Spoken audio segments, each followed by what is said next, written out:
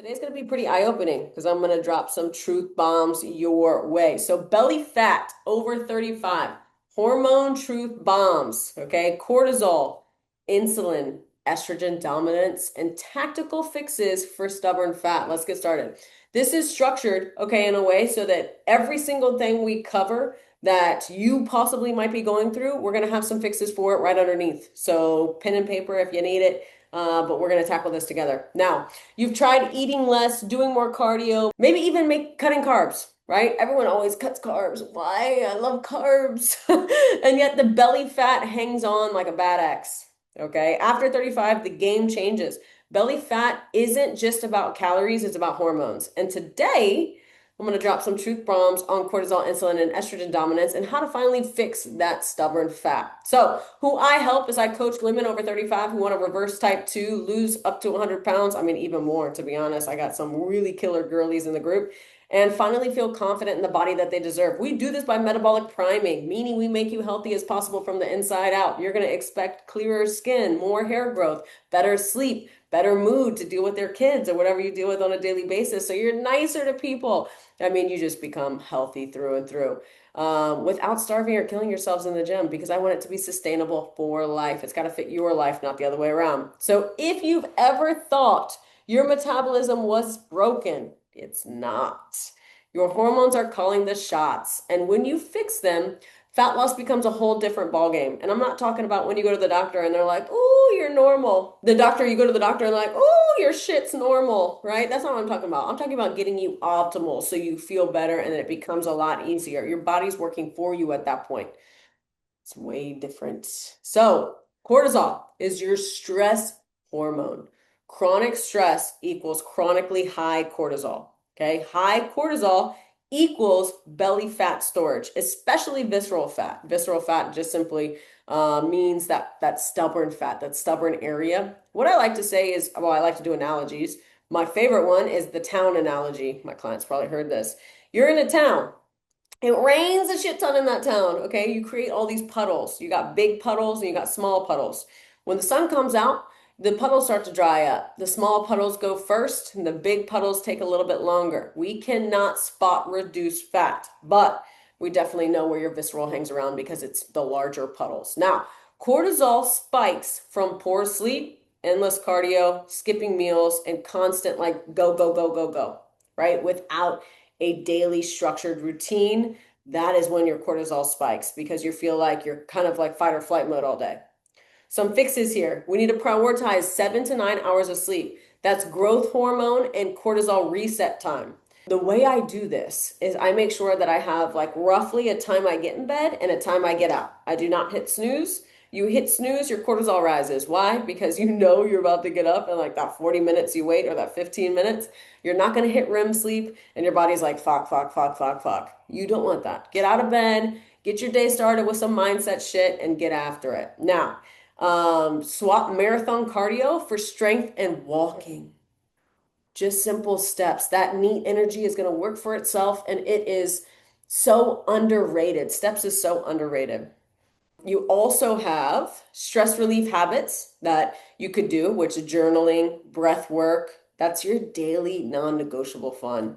I just said positive affirmations, right? That's something else that you could do. I used to do that shit in the mirror.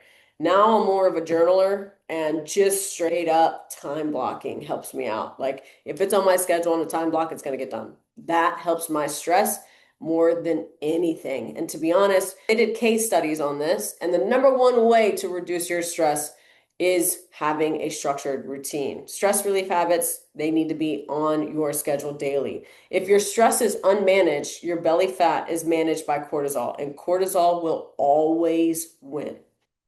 Let's talk about insulin. Part two, insulin. Insulin's job is equals shutting down glucose into cells. Okay, it's the blood sugar boss. After 35, women often become more insulin resistant, which equals more belly fat. Okay, high carb plus low protein plus movement lifestyle equals constant blood sugar spikes. High carb, low protein, low movement equal constant blood sugar spikes. Okay, here's how we fix it. Protein and fiber every meal to blunt glucose spikes. This is going to keep your body more satiated longer, meaning you're going to be fuller longer. It's going to help your body do a slow digestion rather than a fast glucose spike. Protein and fiber are freaking fantastic for you. Those should be the number one things that you go after on your meals. Move after every meal. It could be a 10 to 15-minute walk. It improves insulin sensitivity. And then time carbs around training. Okay, your body uses them as fuel, not storage at that point, because your body uses carbs, right, as energy. And if you're training around that time period, your body is going to grab what's relatively available, and that's what you just put into your system. Okay, it's not about cutting all carbs, it's about controlling the blood sugar roller coaster. Balance insulin by shrinking belly fat. Shrink that shit. No, we have part 3. This is estrogen dominance. This is super important and something that's not really talked about. After 35, perimenopause shifts estrogen and progesterone balance. Okay, too much estrogen relative to progesterone equals water retention, mood swings, stubborn midsection fat. Sound familiar? Triggers are stress, alcohol, poor liver detox. Alcohol, poor liver detox goes hand in hand. Processed foods. Processed foods and stress go hand in hand. Why? Because everything starts in the gut.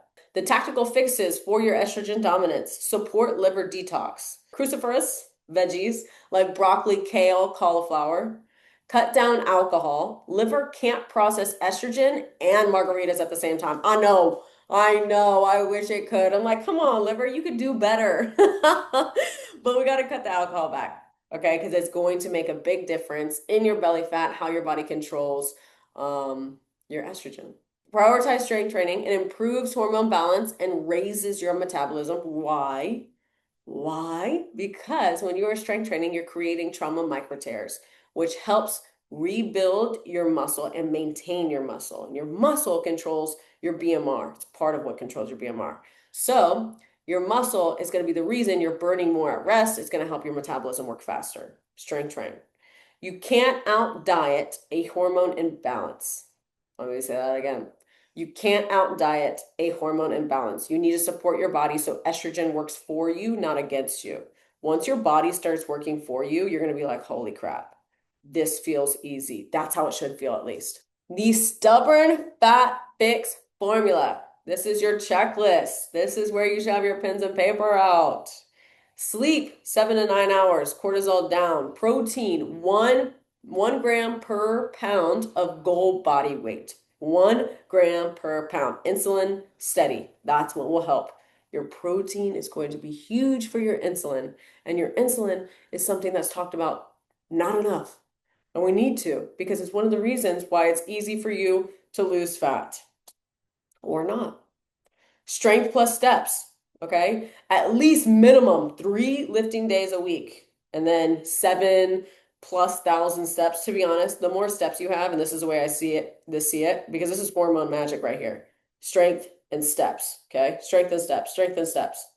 Now, this is the way I see it. If you lift 3 days a week, fucking fantastic, right? If you walk 7,000 steps, amazing. But here's your input column. This is your nutrition. Okay? Your output column is your movement, your NEAT, your steps, your gym time, etc. If you do the minimum, okay, 3 days a week and you do 7,000 steps, fantastic. There's your deficit gap. If you do the maximum, okay, you try to get 15,000 steps or maybe 5 days a week or even 6, there's your deficit gap. You definitely want your body to recover, don't get me wrong, but if you are looking for great results, never take away your calories before you move up your deficit gap with your movement. That's a huge key, okay? You want to eat as much as possible while losing as much as possible.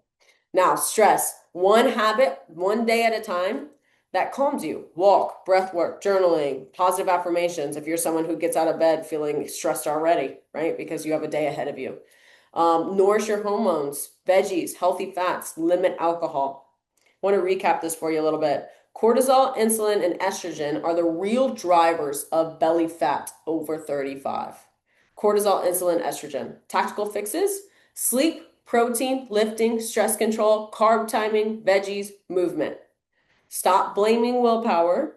Okay? Don't blame anything. If you're going to blame anything, blame your strategy, blame your plan. It's not you, it's not your willpower, it's not your discipline, it's whatever you got going on, it's whatever your plan is. It's your hormones that we need to fix, and this is the plan for your hormones. You freaking deserve it. My name is Jenna B. I lost 60 pounds at one time. Now I've lost 43 being postpartum. And let me tell you, there's nothing better than wearing your health as your best accessory on your daily basis. Let's go after our sexiest health and body yet together. Let's get after it, guys.